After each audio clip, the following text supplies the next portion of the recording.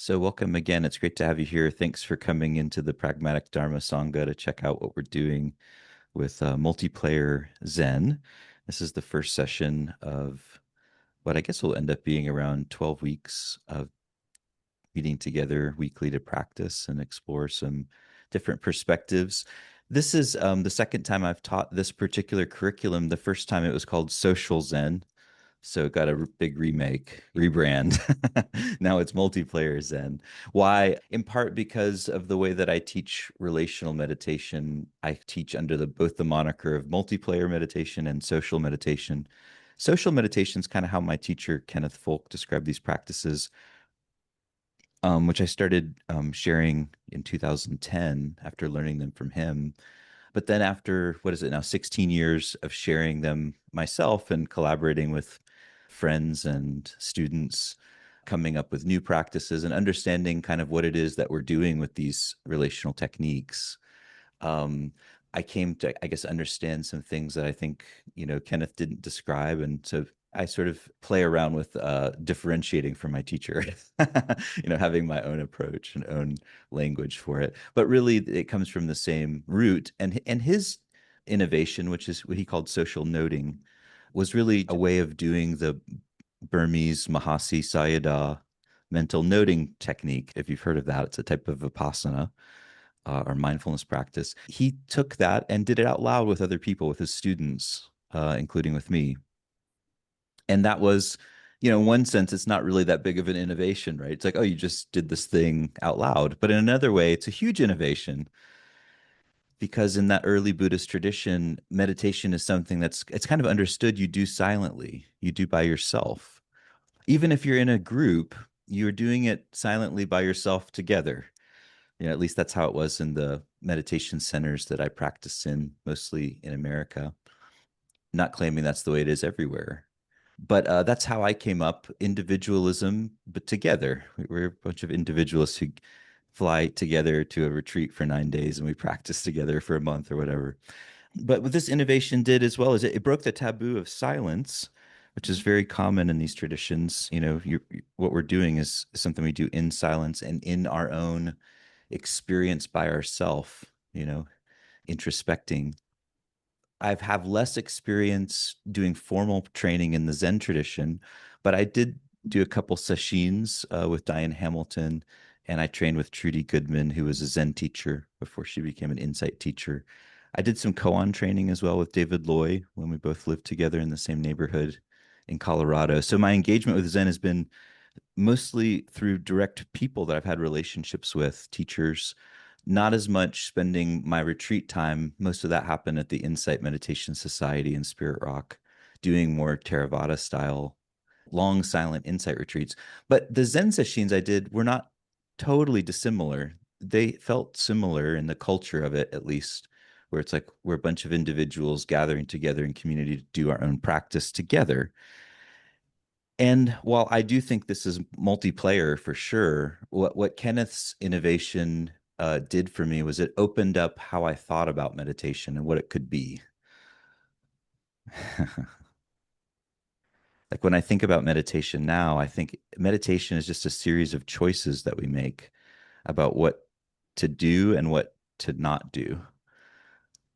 And when we understand it that way, then we can start to kind of be more curious about what it is we're told meditation is and what it is we thus practice. We hear from the experts, the people that have done tens of thousands of hours of these things.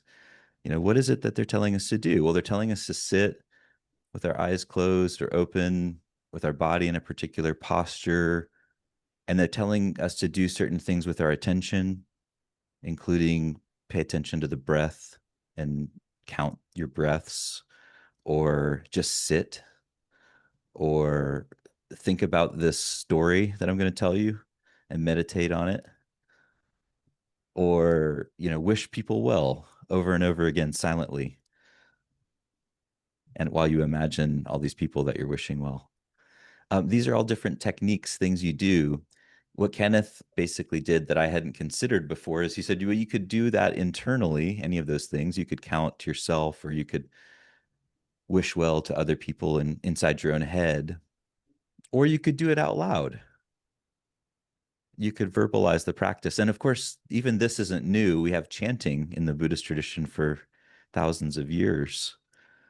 Oftentimes, the chanting I've experienced is like synchronized or call and response chanting, where everyone's chanting together. There's a chant leader sometimes who's chanting, and then you follow them. The practices that Kenneth developed are a little bit more like a modern board game or video game. They're a little bit more like not just call and response or synchronized, but also interactive. You could take turns or you could do something together spontaneously. And that makes them relational or multiplayer in a way that doing something together in silence or even sometimes synchronized is different. At least it has a different effect. So multiplayer Zen for me is a way of taking these multiplayer meditation techniques and a protocol that I've described for myself as like the rules around how we decide what meditation is. What do you do with your body? What are you doing with your intention? How many words are you using if there's words involved in the practice? What are you doing with others? Are you by yourself? Are you with others? Are you inside? Are you outside? Like all these are questions that we kind of have to ask if we're doing a practice, or at least we assume we know what we're doing. In multiplayer Zen, I just want to explore some of the different core teachings and practices that have arisen in this tradition, which is a vast tradition. It's not just one thing. Of course, it starts in India. Indian Buddhism travels into East Asia, to China, Korea, and eventually into Japan, and becomes known by the Japanese term Zen. Of course, Chan in China, San in Korea. There's different ways of describing this. I think we call it meditation here. That's our translation for this, whatever this is. We say we're meditating. Yeah, what is Zen? It's a translation of the word dhyana or jhana.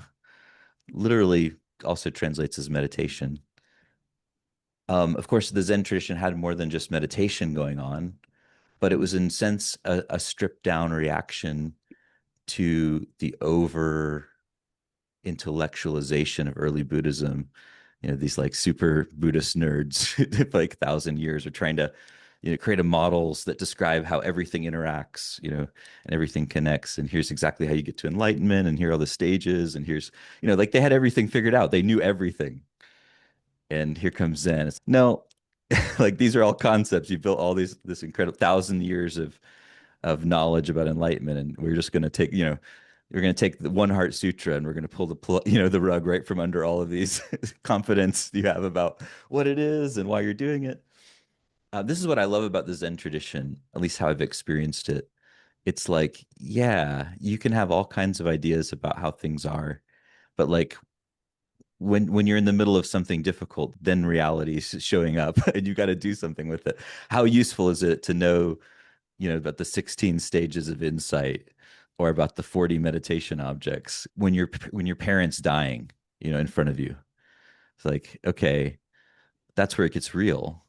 As a meditator, my early years of meditation, I thought meditation is going to protect me from reality somehow. I'm going to like immunize myself by become, and this is how the early Buddhism sells itself, to be fair to me. I kind of bought the original advertising of like, you can get free from suffering.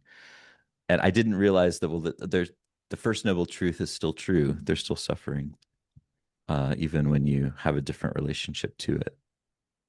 Um, but in the Zen Buddhist tradition, I encountered something much different. It felt like a much more real appraisal of reality of, oh no, you can wake up and then you wake right back down into the life you're living, because there's nowhere apart from this.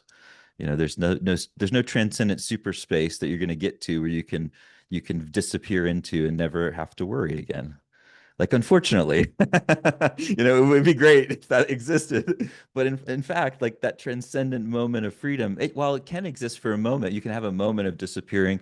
Then in the very next moment, when you reappear, where are you? Oh, no, I'm here again. And how much is meditation useful then? Well, it is still useful.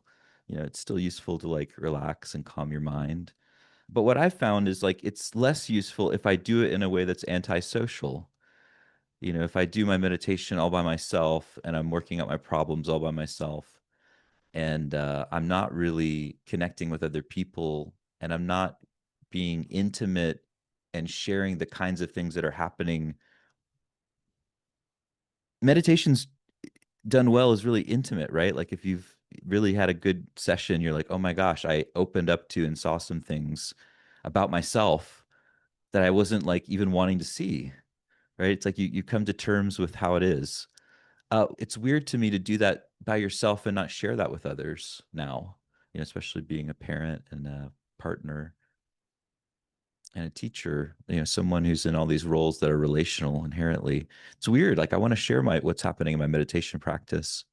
So for me, multiplayer meditation just goes straight there. It's like, why not just meditate with others out loud and share what you're experiencing while it's happening? Then I don't have to share again. We just had the experience together. We can talk about it. It's shared. It's not something that happened to me and that I'm sharing with you. It's something that we shared together. So there's all kinds of practices in Zen that we could take and turn into a more relational, explicitly relational kind of experience. Like we could do koan practice out loud together. Actually, koan practice is already relational, at least when you're doing it with a teacher. But we could take it outside of the strict hierarchy of teacher student and we could do it in a peer to peer fashion. We could do interactive koans out loud together. I had a friend who I worked with for quite a while named Kelly Bearer, and Kelly was a Zen student of Genpo Roshi, Genpo Merzel Roshi, the White Plum Sangha. And in that tradition, in that community, they had a practice called Big Mind, this really interesting relational meditation practice that has really informed how I think about multiplayer Zen. And in Big Mind, the invitation that Genpo often shared was to just become one with whatever it is that you want to awaken as. You want to be big mind? Okay, just be big mind. You want to be big heart, great compassion, great enlightenment. You can actually, in any moment, according to the logic of big mind practice, you can just become that. And then you can talk as that. You can speak as the voice of big mind, for instance. And it's kind of like an instant enlightenment thing. But in my experience, big mind works because everyone in the group does it together. And you end up getting some people who can hold those capacities right there on the spot. And you get a group of them and you get a group of people who sort of like we do when we go to the movie theater, right? We go and we watch this movie. It's a completely made up story, and yet we get completely immersed in it together. Likewise, we make up the story that we're all enlightened and we're speaking as enlightenment. And somehow that story has real power, especially with a bunch of people that care about it when they get together and start speaking as, say, enlightened mind. As enlightened mind, what do you notice? I don't know. As enlightened mind, I notice that. I don't know. That's okay.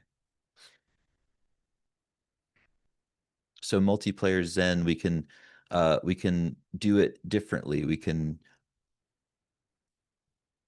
treat the Zen path as an interactive and relational path, as a peer-to-peer journey, as well as one where we can have a sort of hierarchical relationship with a teacher. I'm not saying we should get rid of that. I'm just saying that's one mode of doing it. That's one way we can do it. It's also great to like be able to trust your own sense of things and to allow that trust to emerge in relation to your peers, I think. That's also a great way. It's how we become individuated. Uh, so I think we can free Zen from itself in that sense. The failure modes of Zen that I've seen happen when we get too rigid about hierarchy. My friend Kelly, who I was mentioning, this is the reason I brought her up. She learned the big mind technique. She learned this move of how to put herself in the position of whatever it is she wants to explore. And she got good at it, which is what they were teaching her. And then she said, well, I wonder if I could apply this to the koan training, because in this tradition, they also do several hundred koans. And that's part of the journey toward becoming a teacher. You have to complete these trainings. So she started to use the big mind trick and she started to become one with each koan. She just decided, well, if I can do it with big mind, I should be able to just become one with the koan too. And sure enough, she started blazing through koans. She hacked the koan system using the very tools that her teachers gave her. And that, you know what that did? It pissed her teachers off, actually, is what it did. They told her, stop, you can't move through the koans so quickly. They're supposed to take longer. And she's like, well, I'm just doing what you told me to do, which is take this big mind technique and I'm applying it to what I'm learning about koans and it's helping me. So I bring this story up because this is what happens when we decide to do things a little differently. Kenneth did it by taking the noting method and doing out loud. Kelly took the big mind method and applied it to koans. These are not completely new ideas. It's just taking something old and doing it slightly differently. That's an innovation, and on what basis do we innovate? I don't know. I don't know. I wrestle with that question. It's like, have I done enough Zen? Have I known enough Zen teachers? Have I studied enough to be able to do something and say it's related to, I don't, maybe not. Maybe I'm culturally appropriating and being an arrogant asshole. I could be doing that. I want to acknowledge that. There's probably some degree of that. At the same time, I'm just inspired by what my friends Kelly and Kenneth did and other teachers that I've seen, and other practitioners when they find out some new way to do something that seems to work better in certain ways that are important and useful. For me, doing multiplayer, doing it out loud with other people, it's so useful because it's like translating these techniques and these traditions into internet terms, into network terms that networked digital natives can relate to. It's like we don't always digital natives don't want to be always told what to do. We want to be have the instructions explained and be given the opportunity to participate and learn ourselves, and not just learn but also contribute to the learning of others. That's when we really feel alive, right? When we're not just learning but contributing. We don't want to live in these rigid roles of teacher and student where the teacher can never learn and is locked into being the knower and the student is the only one that can not know. Right? And how zen is that? Actually. So multiplayer zen, this is a way of approaching the zen tradition, hopefully with respect and honor that this is a big tradition. There's many different lineages, many different ways of practicing in this tradition. I'm only going to be touching on the things that I've learned and that I found most helpful, and then bringing that together with multiplayer meditation of doing practice out loud together in an interactive way that can seem a little bit more like playing a video game than kind of white knuckling it through a solo meditation session.